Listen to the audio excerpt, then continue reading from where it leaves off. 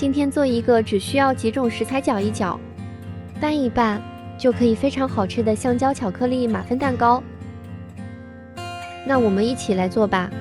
取2根这种熟透的香蕉，这种它比较甜，而且也比较软，用叉子很容易就能把它给压成泥。再从碗中打入1颗鸡蛋，用蛋抽给它搅拌均匀，加入40克白糖、40克牛奶、50克玉米油，继续给它搅打均匀。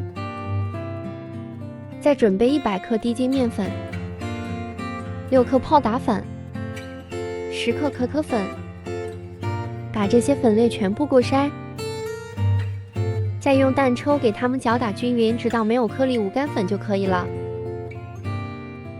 把调好的面糊放在一个裱花袋内，把它们分别挤在纸杯里边，先挤一半，在每一个里边再放1块巧克力，把剩下的面糊挤到8分满就可以了。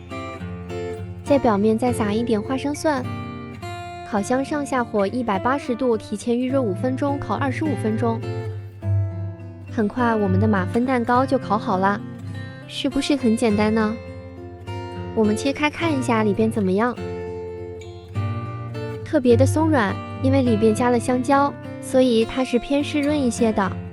这种做法是非常简单的，只需要搅一搅拌一拌。我试了一下它的口感还是蛮好吃的。有时间你也可以试试这个做法，唯有美食与你不可辜负。